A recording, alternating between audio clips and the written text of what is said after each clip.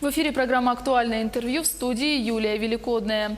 5 декабря выпускники 11 классов написали итоговое сочинение. По его результатам 98% выпускников школ Якутии, которые справились с заданием, получили допуск к государственной итоговой аттестации.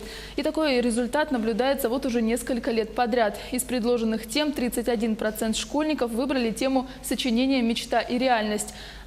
Основные моменты послания главы Якутии в сфере образования обсудим с министром образования и науки республики Владимиром Егоровым. Владимир Анатольевич, здравствуйте. Здравствуйте. В последние годы стабильно от 3 до 7 школ Якутии попадают в топ лучших школ России. А между тем глава региона Айсен Николаев поставил задачу до 2024 года войти в число 15 лучших регионов России по качеству образования. Вот как будет достигаться эта цель? Конечно, мы все действительно мечтаем о том, чтобы образование Якутии стало самым лучшим. В России поставлена задача попасть в десятку мировых держав по общему образованию.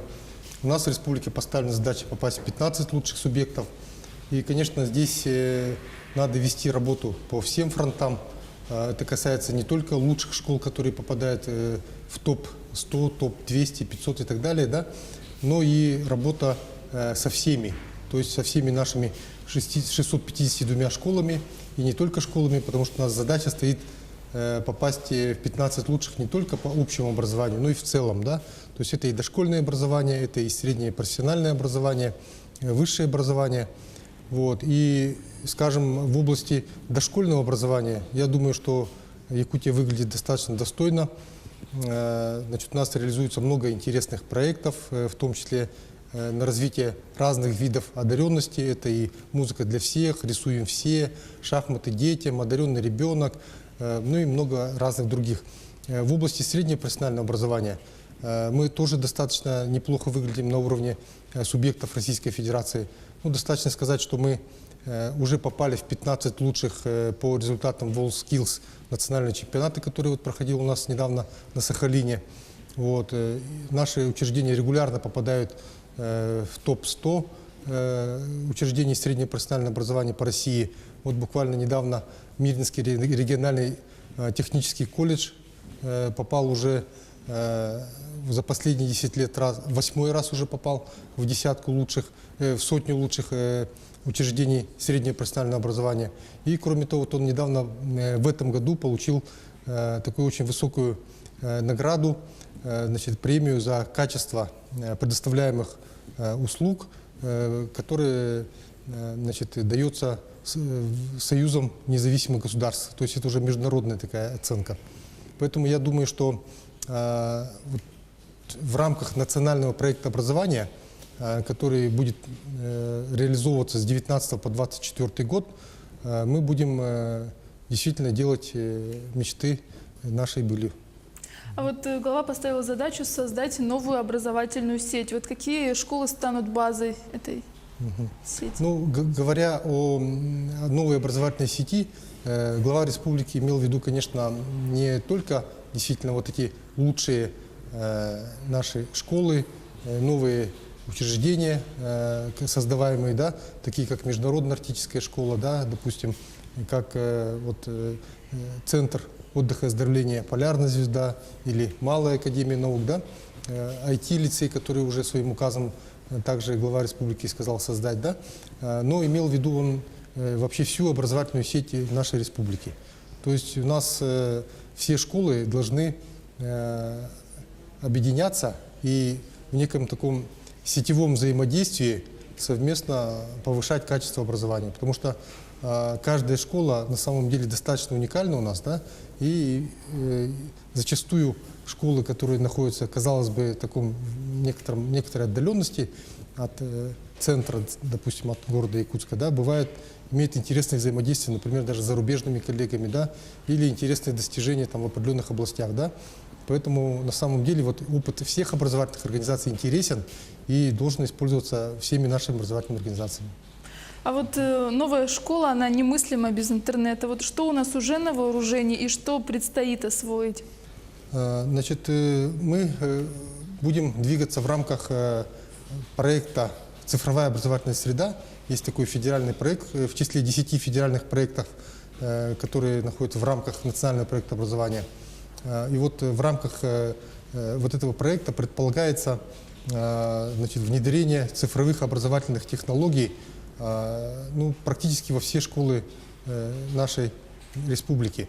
Указом главы значит, зафиксировано, что к 2024 году у нас должен быть интернет во всех образовательных организациях высокоскоростным, то есть не менее 50 мегабит в секунду в каждой сельской школе и не менее 100 мегабит в секунду в каждой городской школе. И вот такая инфраструктура, такие скорости позволят, во-первых, и снизить административную нагрузку на наши образовательные организации, и, во-вторых, дать новое содержание образованию. То есть внедряться и электронные какие-то образовательные программы и так далее. Да? На данный момент у нас уже достаточно давно действует информационная система «Сетевой город», электронные дневники, электронные журналы, электронные учебники. Они на самом деле уже у нас уже несколько лет есть, но хотелось бы получить уже некое новое такое качество цифрового образования. Вот давайте поговорим о высшем образовании. До сих пор во многих вузах выпускники школ республики выбирают популярные профессии вчерашнего дня. Вот как преодолеть разрыв в обучении и грамотной профориентации? Ну, на самом деле, действительно, жизнь стремительно развивается, и многие профессии становятся уже менее актуальными. Агентство стратегических инициатив выпустило даже такой атлас специальный, атлас новых профессий. Вот. И, конечно, нашим сегодняшним школьникам надо понимать, в каком направлении надо развиваться, какие компетенции развивать, какие интересные есть действительно профессии. И вот здесь буквально недавно у нас запущен проект «Билет в будущее». Это федеральный проект, в котором участвует ряд регионов. И мы здесь одни из лидеров в этом проекте. У нас порядка 10 тысяч детей уже зарегистрировалось. А сам проект состоит в том, что дети проходят первоначально тестирование, 3 этапа. После этого им определяются вот их склонности, рекомендации даются, где им пройти профессиональные пробы. И вот у нас уже определены 18 площадок на базе средних профессиональных образовательных организаций. Есть площадки на базе Северо-Восточного федерального университета. И есть у нас еще технопарк «Ванториум», где тоже наши ребята проходят профессиональные пробы. Ну, например, они могут в нашем техникуме значит, сервиса испечь пирожное. Вот, это уже даже у нас где-то в СМИ это уже было. Это билет в будущее, кажется, да, называется. Да, именно билет в будущее. То есть вот наши дети уже попробуют реально, что из себя представляют профессии. Да. То есть не только теоретически, но и на практике. Да, не просто пройдут тестирование, да? А вот как будут создаваться равные возможности для обучения детей с ограниченными возможностями здоровья? Ну, вот инклюзивная среда. Ну вот работа с детьми с особыми такими потребностями, да, с детьми с ОВЗ, она идет по 2 направлениям. Это, во-первых, специализированные значит, организации предоставляют такие вот образовательные услуги. Да. У нас 22 таких специализированных школы коррекционных, да, где учатся дети с различными нарушениями. Да. Ну вот сейчас активно в России внедряется инклюзивное образование, когда дети вот с такими отклонениями здоровья учатся вместе с обычными детьми. Это, конечно, накладывает такие особые обязательства, особые такие компетенции должны быть у педагогов, то есть они должны специально обучаться этому. Мы проводим достаточно много таких обучающих семинаров, курсов. Вот. И, конечно же, детям должны быть обеспечены соответствующие условия. Вот на протяжении последних лет мы уже примерно в половине образовательных организаций республики уже такие условия обеспечили. Вот, и в том числе за счет такого большого объема федеральных средств, уже более 300 миллионов на это уже средства были потрачены. Да. А вот каковы планы по строительству школ? Значит, у нас получается, что в этом году у нас строится, всего будет введено по итогам года 11 объектов общего образования, то есть школ, да, 9 школ и 2 объекта будут выкуплены, вот, и 23 детских сада, да. Ну, вот эти темпы, они достаточно высокие, надо сказать, да, мы лидеры здесь, наверное, если не во всей России, то на ДФО абсолютно точно, вот, потому что наши соседи, они где-то вот по одному объекту вводят в год в среднем. Вот. А на 19-21 год в инвестиционной программе у нас зафиксировано 27 школ и 35 детских садов. Это вот на данный момент, но при наличии, когда будут появляться дополнительные средства, конечно же, на это мы тоже обращаем особое внимание. Правительство республики будут дополнительно строиться еще. А вот каковы главные достижения уходящего года вот в нашем образовании? Ну, конечно, год прошел достаточно так насыщенно, скажем, да. Было и много мероприятий, много было таких текущих дел.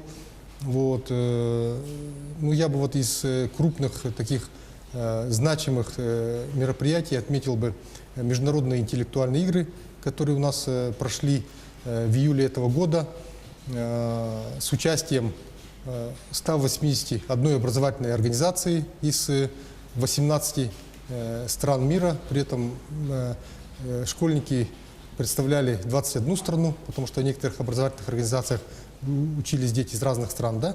Вот. И если брать еще и экспертов, жюри, волонтеров, тьюторов, то представительство стран у нас увеличивается до 40. Вот. И всего аккредитованных было более 1500 участников, а если учесть еще симпозиум, который у нас проходил для педагогов, да, то еще плюс 1500, да? Ну, и вот те участники симпозиума, которые